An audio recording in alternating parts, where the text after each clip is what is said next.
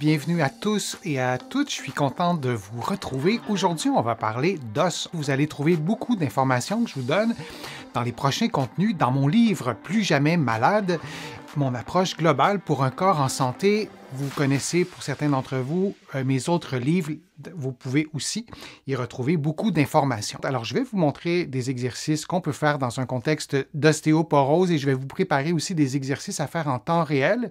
Ce sont tous des exercices que vous allez pouvoir trouver aussi dans mon livre « Plus jamais malade ». Je vais vous glisser quelques mots sur l'ostéoporose, qui est une maladie silencieuse. On n'a pas de signes avant-coureurs de l'ostéoporose et c'est une maladie évidemment du squelette, on le sait, qui est caractérisée par une faible densité osseuse et une détérioration de l'architecture du tissu osseux. Alors, je vais vous en proposer des exercices. Et le premier, c'est un exercice de résistance. On installe des poids à nos poignets, ou peut-être pas de poids si on sent qu'on a peut-être des bras qui ne sont pas suffisamment forts, et on fait un mouvement de flexion antérieure. On peut le faire à un bon rythme aussi. Lorsqu'on veut stimuler la densité osseuse, on est mieux d'y aller assez énergiquement. On commence toujours progressivement et on peut le faire pendant 1 minute, prendre une pause et répéter 2 ou 3 fois. Vous allez trouver sur ma chaîne beaucoup de programmes d'exercices déjà faits et les paramètres, je vous le dis toujours, vous devez les adapter à vos propres capacités. Il y a même une vidéo sur ma chaîne qui vous explique comment adapter les paramètres. Mais c'est le premier mouvement que je peux vous donner, vous montrer et le premier exercice que je peux vous proposer. Un autre exercice, toujours au niveau des bras, vous allez faire des pompes. Je vais agrandir la vidéo et vous allez vous redresser très rapidement. Vous allez le voir, je vais pousser comme si je poussais dans le mur. Ça devrait arriver bientôt. Et vous allez comme ça. Et vous allez répéter le mouvement une dizaine de fois. Vous descendez vraiment tranquillement. Et il y a des bienfaits pour vos muscles aussi lorsque vous le faites. Vous descendez, vous approchez du mur très lentement et vous poussez très rapidement pour pouvoir stimuler cette contraction osseuse, cette contraction musculaire qui est bonne pour votre santé osseuse.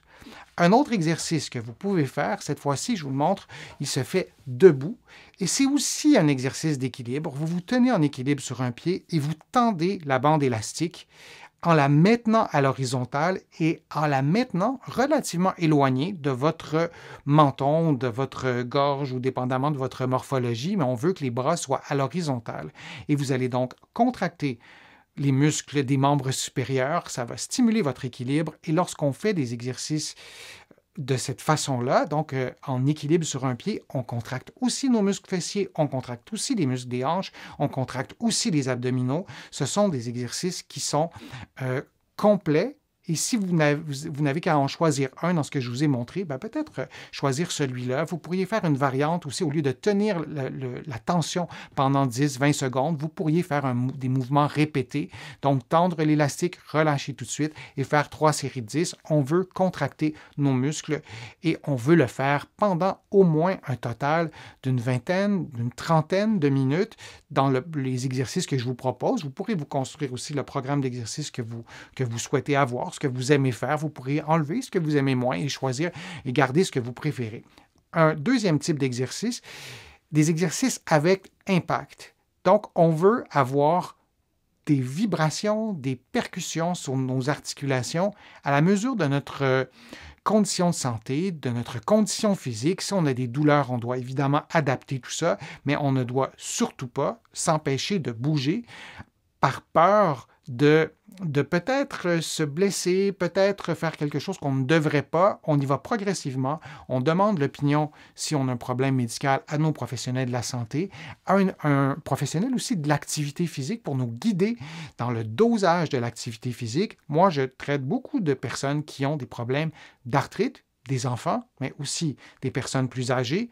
Et je n'ai jamais eu un patient à qui j'ai dit « Vous ne pouvez pas faire d'activité physique, c'est impossible, on doit les adapter à nos capacités. » Alors, je vous montre cet exercice-là qui ne conviendra pas à tout le monde, mais qui convient à plusieurs personnes. C'est l'exercice des sauts amortis. Là, je le fais sans arrêt. Vous pourriez en faire un, arrêter pendant 20-30 secondes, en faire un autre. Vous pourriez sauter moins haut.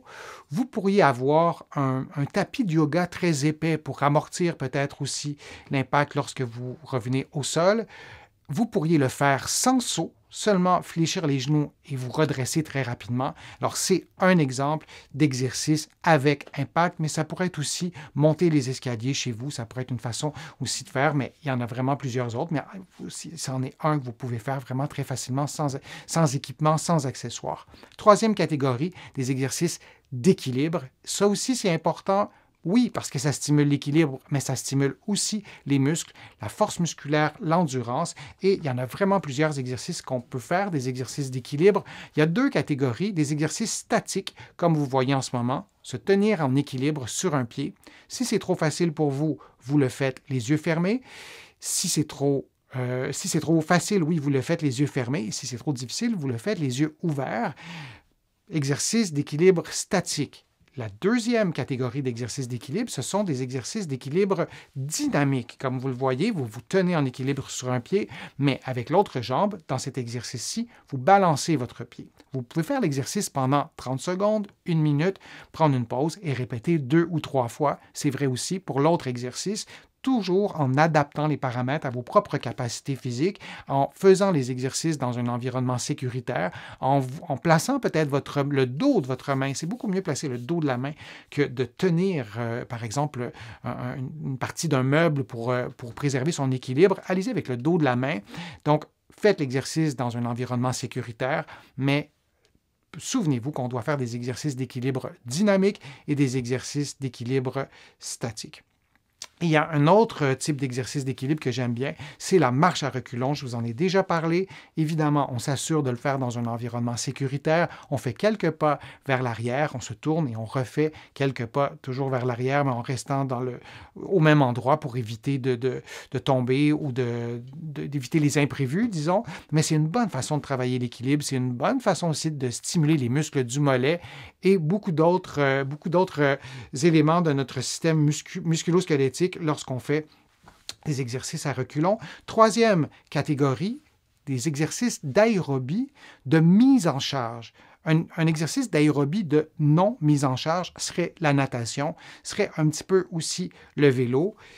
Le classique, si vous voulez faire une activité un peu vintage, alors vous pouvez faire de la danse aérobique ou de faire du step ou de monter comme ça sur une marche et d'y aller assez vigoureusement pour atteindre un niveau d'intensité modéré. C'est-à-dire que vous devez respirer plus vite, vous devez être capable de parler pendant votre activité physique, mais vous ne seriez pas capable de chanter, par exemple.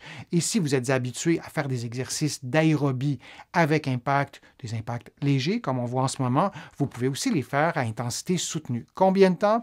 C'est difficile de vous donner un chiffre exact en étant certain que cette dose-là, pour vous, prendre soin de vos os, assurément, sans aucun doute, il y a vraiment plusieurs autres éléments pour prendre soin de la santé osseuse, entre autres l'alimentation et d'autres éléments, mais pour ce qui est de l'exercice cardio-respiratoire, allez-y au moins entre 5 et 10 minutes, combiné aux autres exercices que vous aurez faits. Ça sera un bon début, en tout cas, encore une fois, pour prendre soin de vos os et de vos muscles. L'os et le muscle forment une unité. Je vous remercie d'avoir participé. Je vous remercie aussi de me poser vos questions, de m'écrire vos commentaires dans les fils de discussion. Vous le savez, je lis toutes vos questions, tous vos commentaires et j'essaie d'y répondre dans de prochaines vidéos où j'essaie d'y répondre en temps réel lorsque c'est possible. Je vous invite à faire une contribution sur mes plateformes, soit sur YouTube en cliquant sur le petit cœur j'aime, ou soit sur mon site web, le www.denisfortier.ca. Vous le savez, sans ces contributions, je ne parviendrai pas à vous produire autant de contenu et j'en profite pour remercier toutes ceux et celles qui ont contribué, soit financièrement, mais aussi par des clics. Vous allez voir sur ma chaîne, je vous explique sur mon site web, c'est-à-dire je vous explique comment faire. Vous allez trouver sur mon site web aussi une façon de vous abonner à l'infolette, c'est gratuit. Vous pouvez aussi vous abonner à des courriels thématiques. Là aussi, c'est vraiment très simple. Vous allez trouver comment faire et vous allez trouver aussi beaucoup d'informations sur mes livres que vous allez trouver partout en librairie au Québec. Pour plusieurs de mes livres aussi, vous allez les trouver de l'autre côté de l'Atlantique. Vous pouvez aussi vous les procurer sur le web. Alors, je vous remercie d'avoir été là. J'espère de vous retrouver pour un prochain direct, pour une prochaine vidéo et je vous dis à très bientôt.